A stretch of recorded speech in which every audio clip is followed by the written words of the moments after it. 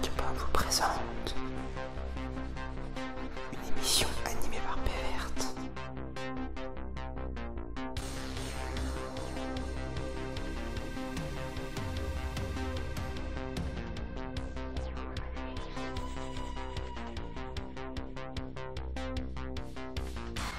Bienvenue à la troisième émission de Tourte, l'émission 100% fiction audio. Aujourd'hui, pour cette troisième émission, nous avons trois invités. François TJP, bonjour à toi. Bonjour. Super Flame, bonjour. Bonjour. Et Richoul de la team Javras, bonjour à toi. Bonjour. Donc, est-ce que vous pouvez donc commencer en vous présentant, comme chaque émission, en vous présentant, en disant vos projets et puis vos créations. François TJP, je te laisse commencer. Ah, c'est moi qui commence. Ok. Voilà, tu commences, tu lèves le bal. Les plus jeunes. Ouais, c'est ça, ouais, voilà, ouais, je suis le plus jeune de l'équipe. Je m'appelle donc François TJP. Je fais des fictions sonores depuis une petite dizaine d'années maintenant. Et actuellement, je travaille sur des projets pas mal en collaboration. Je travaille sur un projet qui est un espèce de road trip, road movie qui s'appelle Les Pourfendeurs, que j'écris et que je réalise avec Fall. Ça a l'air bien. Ouais, ça a l'air pas mal. On a des acteurs super sympas comme Richou qui viennent jouer dedans. On est bien content de les y entendre. Et puis, je travaille sur d'autres projets, comme par exemple Et la Terre éclata avec mon copain Mimir Yudo. Et des fois, Richou vient jouer dedans, d'ailleurs. En fait, c'est la Je lui ai donné la cross promo, quoi. Ouais, carrément. Donc voilà, je travaille sur des fictions beaucoup avec les copains, et puis je m'amuse bien sur Internet à faire mes petits montages et à les poster ensuite un petit peu partout. Ok. Super Flame, ensuite, vas-y. Alors moi, c'est Super Flame, j'ai 24 ans, je suis youtubeur, j'ai un demi-million d'abonnés à l'heure actuelle. Je me suis fait connaître pour mon talent d'imitateur et ces dernières années, j'ai de plus en plus tendance à m'axer vers la fiction, et en particulier la fiction sonore, avec notamment une de mes œuvres majeures, si j'ose dire, qui est le calendrier d'avant la fin des temps, qui a été diffusé du 1er au 24 décembre 2017 en quotidienne. Une suite qui s'appelle Pic au vent ne répond plus, qui a été diffusée cette année également, pareil, du 1er au 24 décembre. J'ai également fait une autre fiction sonore qui s'appelait Les Démons du Go, mais qui elle était en paiement, donc elle est achetable sur ma page YouTube. Et d'une manière générale, moi j'aime bien créer d'une manière large, pas spécifiquement uniquement sur l'audio, même si c'est un de mes milieux favoris du fait de ma multiplicité de capacités vocales. Je peux imiter plein de personnages et créer des voix à volonté, ce qui me permet d'être la seule personne devant le micro quand il s'agit de créer un truc. Actuellement, j'ai lancé une société qui s'appelle Super Flame Studio. Elle a quelques mois, cette boîte. J'en suis le président. J'ai un directeur général qui est ingénieur en informatique et on est en train de recruter du monde pour lancer d'une part un projet de jeu vidéo qui s'appelle Battle for Agadia, qui s'inscrit dans mon univers. On est en pleine campagne sur le site Ulule. On a déjà récolté un peu moins de 27 000 € là pour l'instant. C'est vraiment pas mal. Et là, pour tout vous dire, on est en train de faire de la paperasse pour faire une levée de fonds aussi, pour pouvoir compléter le pognon, donc aller voir des investisseurs et tout le bordel. Et en plus de ça, j'ai pour objectif, et ça va sans doute vous intéresser, de professionnaliser le milieu de la fiction sonore avec notamment une appli dédiée à ça, mais vraiment une appli pour la fiction sonore, pas juste du podcast ou du replay d'émission. Vraiment, voilà, de la fiction sonore, le genre en tant que tel, quoi. Voilà les petits projets. Ok. Et enfin, vas-y Richoult, dis-nous tout ce que tu as fait. Bah, je vais essayer de faire entre les deux. Donc, je vais essayer de copier un peu mes camarades. Je suis Richoult de la team Javras, un des membres fondateurs de Javras, qui est au départ un groupe, puis est devenu une association qui fait de l'entraide aux jeunes créateurs et qui fait aussi des actions pour promouvoir la saga sphère en général, et pas forcément que Javras. Pour copier Super Flame, on est à 25 800 d'abonnés sur Podcast Addict. Wouh! Et on sait pas pourquoi. c'est venu d'un coup comme ça, on sait pas. C'est des bots. Et peut-être. Et dernièrement, on avait fait une campagne Ulule où on a financé un CD de fiction audio qui a plutôt bien fonctionné. On a fait 500%. Et ce soir même, je viens d'avoir un message de l'imprimeur qui me dit c'est bon, c'est parti en production. Eh ben, c'est génial. Ok. Est-ce que vous auriez donc des coups de cœur en matière de fiction audio, fiction sonore, que vous avez entendu il n'y a pas longtemps, comme des livres audio ou d'autres choses comme cela? on va continuer avec François TJP. Vas-y. Est-ce que tu aurais des trucs à conseiller?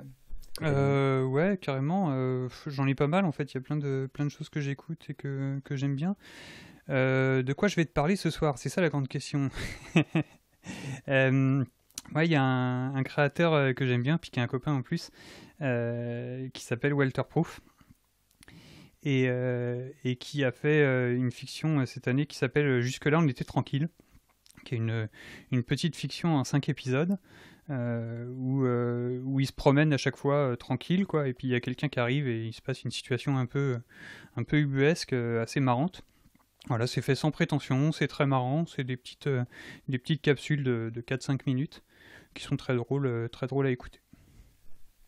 Ok. Super Flame, vas-y, à ton tour. Alors moi, je ne fais que bosser ces derniers temps, du coup, non, j'écoute pas tellement de fiction sonore. Donc je passe Même mon pas tour. Même pas un livre audio? Non, même pas. Vas-y, envoie le dernier truc que t'as écouté, même si ça fait 10 ans. Putain, ça Oui, fait oui, 10 c'est- ans, bah c'est ça devait très, être très Nullbug, quoi. Enfin, fait pas 10 ans, ça fait 20 ans, Attends, ça. non, les 2 minutes du peuple, vous comptez ça comme de la fiction audio ou... Oui, C'est bien sûr. Ouais, bah les C'est 2 minutes cool du sur ça. peuple, François Pérusse, tout ça, j'adore me les passer. Ça, je me les passe tout le temps. Assez souvent, j'aime beaucoup. Je m'en lasse pas. Et donc maintenant, vas-y, Richoult. Bah, Ton moi, coup de cœur ces temps-ci, j'ai pas beaucoup écouté non plus. Même avec le confinement, c'est compliqué parce que j'aime bien écouter sur la route ou des trucs comme ça. Ouais. On me dit le plus grand bien de tes fictions de Noël, Super Flame. Merci. Et j'ai des amis qui me le recommandent, et ça fait genre 3-4 mois qu'ils me disent mais faut l'écouter. Je l'ai pas mis encore. C'est dans ma liste d'attente. François TJP, je suis complètement fan de ce que tu fais. Non, moi aussi, je t'aime, Richou. Je pense qu'on te le dit pas assez, mais t'as un talent fou. Ah, il faut que je Et, réponde non, c'est bon. Non, Je suis en train de rougir. laisse mon doigt sur ta bouche. Et tiens, je vais faire pire que Super Flame. Moi, ma fiction audio préférée, ça reste quand même signé Furax, qui est une fiction de 1956 Et qui est très bien. et qui est très bien. Mais autrement, j'écoute, je suis aux derniers épisodes du studio Post Météor qui était là précédemment. Oui, c'est exact. Donc c'est Ventouse que je suis en train d'écouter ces temps-ci. Ok. Et donc maintenant, je rejoins aussi les filles de Studio Post Météor, Forêt Cache Arbre, c'est super bien. d'accord. Nous gardons donc ces coups de cœur. Et donc maintenant, nous allons passer à la question débat qui est: peut-on considérer la fiction audio comme un art? Qui veut commencer? Bah moi, je veux bien. Vas-y. Oui. Je suis pas d'accord avec vous, non, je suis pas d'accord. Je suis pas d'accord. Vous pouvez pas dire ça. Bah c'est non, mais au-delà de ça, c'est une maîtrise technique qui permet de générer un produit culturel. Donc ouais, c'est de l'art. Bah voilà, je vois pas. La question serait en quoi ça serait pas de l'art, tu vois. Et là, personne n'aurait d'argument. Tu vois. François TJP aussi du même avis? Bah, je vais pas t'interdire de considérer ça comme de l'art, hein. Après, moi, dans ma démarche, je dirais pas que j'ai une approche artistique de la fiction sonore. Je dirais que je m'amuse, quoi, dans mon coin à faire mes trucs. Voilà. Mais si on doit rentrer dans un débat sur qu'est-ce que l'art, ouais, effectivement, et comment on définit qu'une chose est artistique ou pas, ça vient de devenir difficile. Donc je suis assez d'accord avec Superflamme. On peut dire que oui, ça peut être considéré comme de l'art. Mais je pense que je vais tirer aussi dans la même direction. C'est-à-dire que je pense que François TJP est dans la même idée que moi, c'est qu'on se considère juste comme créateur. On produit des fictions audio quand on en a envie et ce qui nous plaît. Et fort heureusement. Après, de là, est-ce que les auditeurs considèrent ça comme de l'art? Ça, après, c'est plutôt à eux de voir ça. Mais je pense pas qu'un artiste, un peintre ou un truc comme ça se disait moi je suis un artiste plutôt qu'un peintre. Ouais, parce que comme on dit parfois l'art, parce que les arts là en ce moment qu'on voit plus, c'est les livres, les films, tout ça, parce que justement les fictions audio c'est comme un film mais sans image, ou même comme un livre mais avec de l'audio. Et en plus moi par exemple je sais que dans les prochaines émissions nous allons inviter donc un aveugle donc qui fait des fictions audio. Et lui aussi, il avait dit que c'était très intéressant pour lui les fictions audio, comme comme les films, c'est un peu plus compliqué, les livres un peu plus aussi. Les fictions audio, pour lui, c'est un peu une nouvelle porte vers la culture, vers de l'art. Ouais, Lui aussi, peut-être que ce que tu veux aussi, c'est de redonner une certaine légitimité aux médias que certains ont peut-être acquis, comme le cinéma, comme les choses comme ça, et qui sont maintenant considérés, ouais, effectivement, comme ce qu'on appelle des arts, mais dans ce cas-là, la fiction sonore, c'est un média aussi en soi, quoi. Ouais, c'est un médium. Mais c'est assez intéressant avec la fiction sonore parce que c'est un truc qui a pas mal évolué. Au tout début, c'était à la radio. Il y a les premiers Astérix, Obélix, tout ça. Vous pouviez écouter à la radio, je crois que c'était dans les années 60-70, si je dis pas de conneries. Ah bon. Vous aviez Roger Carrel et différents acteurs qui lisaient des scripts de Astérix et Obélix à la radio sur, je crois que c'était France Inter ou France Culture, je sais pas. Plus récemment, moi typiquement, j'ai grandi grâce à des petites cassettes audio que mes parents achetaient avec des petites histoires à la con qui coûtaient hyper cher d'ailleurs dans le commerce. Mais en fait, je pense qu'on va vers une transformation de ça. C'est Internet qui nous l'a permis parce que ça permet de relier les gens entre eux.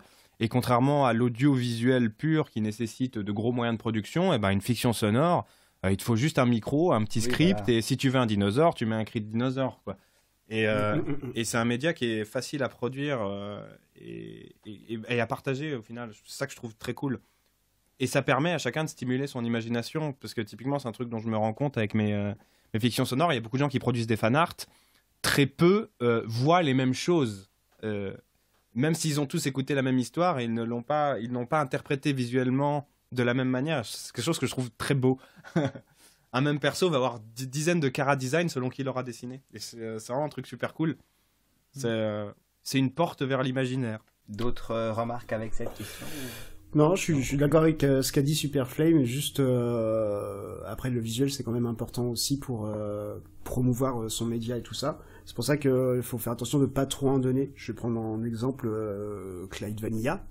Je trouve qu'il y avait beaucoup de visuels et ça laissait pas effectivement l'opportunité aux gens de faire des fanarts ou de donner un petit peu plus d'imaginaire sur ce média. Et l'épopée temporelle aussi de Cyprien quand il met les images. Ouais, surtout qu'on a appris assez récemment que, c'est pas un secret, hein, mais que ça va être adapté en dessin animé complètement.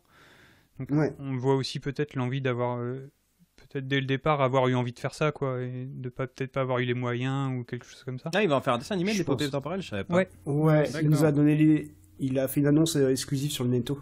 D'accord. C'est le forum des sagas MP3. Je connais. Et vu le dessin, je pense que c'est lui qui fait le projet. Bah, celui qui fait la DA, je pense, mais après, il y a des petites mains qui vont animer tout ça.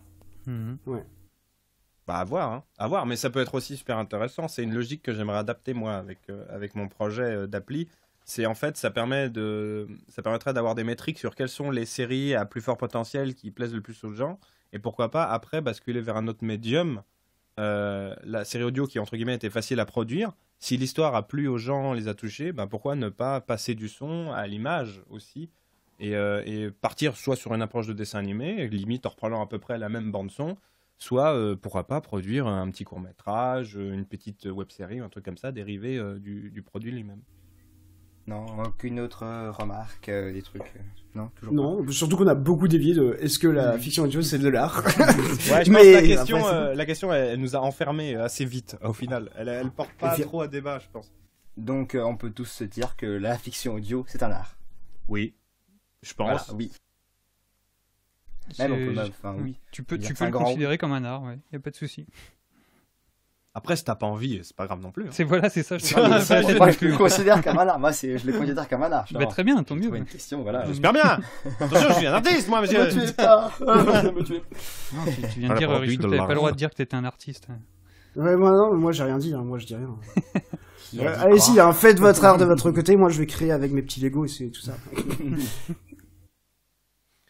Non, mais c'est vrai que ça nous conduit au débat qu'est-ce que l'art et tout le bordel. Et puis ça, t'as pas fini. Bien sûr. Quoi. T'as pas fini. Non, on n'a pas fini. Là où ça aurait été plus difficile, c'est par exemple, est-ce que faire du jambon est un art? Là, tu vois, c'est déjà différent. T'as des gens, ils peuvent te dire, alors oui, parce que t'as une technicité, une maîtrise, c'est ça. De ta pierre. Alors que le boucher, il fait juste ce qui lui plaît, tu vois. Voilà, c'est ça. Le mec, il est là, je fais du jambon, bon. Tu vois. Ouais, à ça, on va lui poser non. Didier, tu es un artiste. Ah bon. Tu vois, le mec, il va se dire, faut que j'achète un pinceau. Alors, non, pas besoin, parce que tu fais du jambon, et il est très bon ton jambon, c'est de l'art. Ah, ok. Non, c'est du cochon. Enfin, tu vois. C'est du cochon, voilà, je m'en doutais. Mais je pense qu'il n'y a pas de débat, parce qu'au final, c'est un médium qui est en fait une sous-catégorie du genre audiovisuel, en fait, et l'audiovisuel en lui-même, c'est de l'art. Après, tu peux partir en débat mode est-ce que la technicité elle-même fait de la chose un art, tu vois? Est-ce que c'est parce que c'est un produit culturel que c'est nécessairement quelque chose d'artistique, dans le sens où c'est vraiment purement créatif, ou c'est un produit pur, etc. Là, tu peux partir en débat pendant des heures. C'est de l'art. La base de la culture, c'est de l'art. En tout cas, vraiment, moi, pour appuyer ce que je dis, c'est que moi, je me considère comme créateur, je me considère pas comme artiste, mais après, tu vois, il y a des événements qui se forment pour des galeries de peinture, des expositions sur des mangas ou des trucs comme ça. Dès lors qu'il y a des gens qui vont s'intéresser ou qui vont vraiment être à fond dessus, oui, je pense que ça peut devenir un art. Voilà. Mais c'est pas parce que la personne qui fait le produit se considère ou non comme artiste que c'est un art. C'est au public de le dire, au final. Eh bien, ok. Ce fut un débat rapide, parce que c'était... On savait tous C'était que pas oui, assez clivant. T'aurais dit, êtes-vous plutôt de gauche, de droite Alors là, on aurait parti... ce serait un peu le bordel, là. Oui, mais... Tu comprends. Je peux pas vous laisser dire ça, Ils sont un peu tous les mêmes, mais pas tellement. Puis il y en a des gentils, tu vois, tu peux partir en couille très vite. Alors que là, avec la série audio, il n'y a pas de débat à avoir, c'est un truc super cool. Et il faut que ça continue. Pour toujours. Oui, bah non, s'il te plaît. J'ai pas envie, lorsque je serai arrivé à ma retraite, faire « Alors je vais vous faire une nouvelle saga, ça va le bien. » Voilà. Non. À un moment, je pense que ça va passer. Ça sera dommage, mais je pense que chaque créateur a sa période et il y a un moment, quand il a envie d'arrêter, il arrête. Tu vois, moi, je serais un grand... Je suis, comme pour SDH, je suis un grand fan du travail de Flo. Flopod et tout ça. Et je trouve vraiment qu'il a été très loin dans ce qu'il a fait. Synapse, c'est clairement sa dernière création est une des meilleures choses qu'il ait fait. C'est notamment grâce à lui que le podcast s'appelle Tourte. Hein. Lui, oui. Mago. Et en soi, tu vois, j'en parlais avec lui lors de MP3 Paris. Je lui fais mais pourquoi tu reprends pas et tout ça. Il m'a dit parce que c'était une page de ma vie que j'ai tournée et puis maintenant ça m'intéresse plus. Tu comprends, j'ai une femme, j'ai des choses. Non, en vrai, il a réussi grâce à la saga MP3, il a réussi à se spécialiser dans le sound design et maintenant il est bruiteur pour court-métrage et film. Super cool. Ouais, c'est super cool. Moi, sans le calendrier d'avant la fin des temps, ma première fiction sonore, j'aurais pas fait la série Andrew Bennett. Oui. Qui est quand même un projet qui a été financé par Sensei Talent, qui a coûté 170 000 € à faire, tout le bordel. Mais si j'avais pas fait la série audio qui a donné la puissance de narration nécessaire à tout ça, j'aurais jamais mis en chantier ce projet. Et en fait, d'ailleurs, cette série audio, c'est vraiment un truc qui a marqué un tournant dans l'histoire de ma chaîne YouTube, parce que pour la première fois, les gens en convention ou lors d'événements que j'ai organisés, notamment sur Annecy, ils venaient me voir non plus en tant que vidéaste rigolo, mec qui fait des voix, mais en tant que créateur. On me disait pas fait Homer, on me disait c'est quand la suite. Et ça a vraiment changé totalement mon mindset. Et même si ce format-là fait beaucoup moins de vues et d'audience que moi qui imite Homer et qui enchaîne des imitations, les gens qui sont là, les 20-30 000 spectateurs qu'il y a par épisode de fiction sonore face aux 100 000, 200 000 quand je fais une imitation, c'est des gens sur lesquels je peux compter, qui sont toujours là et qui sont vraiment investis émotionnellement dans le contenu produit. Ils sont pas de passage, ils restent. Et ils veulent savoir la suite et ils s'attachent à l'univers et aux personnages. Et c'est beau, parce que là, en gros, toute ma boîte à l'heure actuelle, Superflame Studio, c'est tout bâti autour de cet univers narratif que j'ai développé avec cette fiction sonore initialement. Là, on bosse sur de la BD, je sors des romans, et tout ça, c'est une fiction sonore à la base. Mais tu dis que c'est ta première fiction, mais t'avais fait... Non, j'en avais fait d'autres avant, mais c'est la première, entre guillemets, qui a marché et que j'ai tenu dans la durée. J'ai fait un truc qui s'appelait Berne des Neiges Éternelles, mais c'est très vieux truc, très vieux truc. D'accord. La moitié des épisodes ont été strikés par YouTube parce que j'utilisais pas des musiques libres de droit et tout le bordel. Il y avait même pas 1000 vues par épisode, c'est des débat ultra sombre. Mais du coup, j'ai réutilisé certains éléments narratifs qui avaient bien plu dedans et que j'ai recyclé un peu plus tard. Et puis j'avais fait d'autres trucs qui étaient un peu plus des capsules comme les 2 minutes du peuple qui s'appellent les dialogues de l'impossible, où là aussi c'est vraiment un échange entre 2 personnages et c'est que des jeux de mots à la con H24. Mais vraiment, ma première grosse expérience de narration, c'est le calendrier d'avant la fin des temps en 2017. On va dire que le reste c'était un peu des coups d'essai. Et en termes de fiction sonore, j'ai trouvé ma voie avec ce truc. Ok. Voilà. Eh bien, je pense. Et ça plaît à des gens. Et ça rapporte de l'argent et c'est cool. Eh bien, donc merci d'avoir alimenté ce débat. Et merci d'avoir donc participé à cette émission. Ça va être bientôt la fin. Bah écoute, c'était un grand plaisir et je regrette pas mon passage. Hâte de voir la vidéo. Merci donc à toi, Richoult, François, TJP, donc Merci, d'avoir participé. Et donc, je vous dis à la semaine prochaine pour une prochaine émission. Salut. À la prochaine. Ciao bello.